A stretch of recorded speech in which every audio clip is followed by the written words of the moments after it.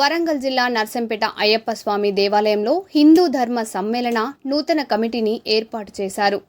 అధ్యక్షుడిగా సింగిరికొండ మాధవ శంకర్, గౌరవ అధ్యక్షుడిగా మూత సమ్మిరెడ్డి, ప్రధాన కార్యదర్శిగా పోలబోయిన మురళీధర్ నియమితులయ్యారు.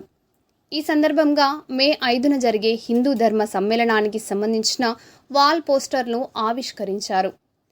నర్సంపేట నియోజకవర్గ వ్యాప్తంగా సుమారు 10,000 మంది పాల్గొనే సభను నిర్వహించినట్లు నిర్వాహకులు తెలిపారు.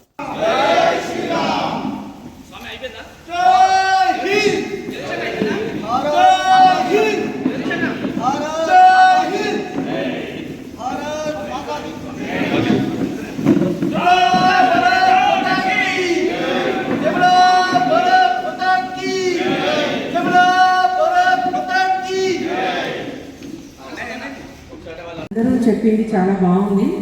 ముఖ్యంగా మన దేశం అంటేనే హిందూ దేశం.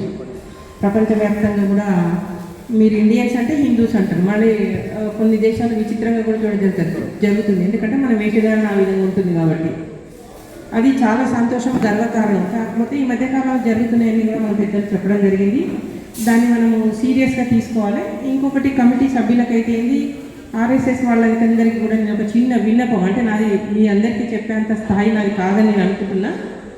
మనము గృహిణి దగ్గర నుంచే దీన్ని ఇంట్రడ్యూస్ చేస్తే బాగుంటుందో ఏమో. ఎందుకంటే ప్రతిదీ కూడా మనము స్టార్టింగ్ స్టేజ్ ఒక కుటుంబం నుంచే మన పద్ధతులు, మన సంస్కృతిని నేర్పించడం ద్వారా మన హిందుత్వం అనేది ఇన్ని రోజులు డెవలప్ అయింది.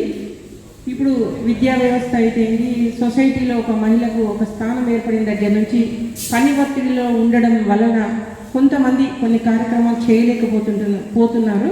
దాన్ని స్ట్రిక్ట్లీ అండ్ ఖచ్చితంగా ఇంప్లిమెంట్ చేయాలి అనేది మనలో ఆ భావన రావాల్సిన అవసరం ఉన్నది. దానికి ఈ మధ్య భాగంలో మన హనుమాన్ వాళ్ళంటే చాలా ఇంప్రెస్ అవుతున్నారు. ఈ విధంగా మనం అందరం చేసుకుంటే దీన్ని సాధించడం చాలా ఈజీ అవుతుంది అనుకుంటున్నా. ఇంకొకటి ఏంటంటే, వాళ్ళు ముస్లిమ్స్ అయినా క్రిస్టియన్స్ ఎనీ అదర్ క్యాస్ట్ వాళ్ళకి ఎట్లుంటుంది అంటే, వాళ్ళ టెంపుల్లోకి మనం ఎంటర్ కావాలంటే కూడా మనకు పర్మిషన్ కావాలి. బట్ మన దాంట్లోకి ఎంటర్ ప్రతి ఒక్కరు రావచ్చు, చేసుకోవచ్చు, తీర్థప్రసాదాలు తీసుకోవచ్చు.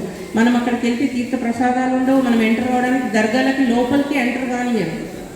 అది మనం గమనించి మన సాంప్రదాయాన్ని మనం గర్వంగా చెప్పుకునే స్థాయి మరి చాలా పెద్దవాళ్ళు ఉన్నారు. మరి మీరే పని చెప్పినా శిరసావహిస్తూ ఒక ఆజ్ఞగా భావించి చేయడానికి నాకు ఈ అవకాశం ఇచ్చినటువంటి వేదిక మీద పెద్దలందరికీ కూడా నేను నాకు ఇచ్చినటువంటి డ్యూటీస్, రెస్పాన్సిబిలిటీస్ తూచా తప్పకుండా పాటిస్తానని హామీ ఇస్తూ సెలవు తీసుకుంటున్నాను. జై హింద్.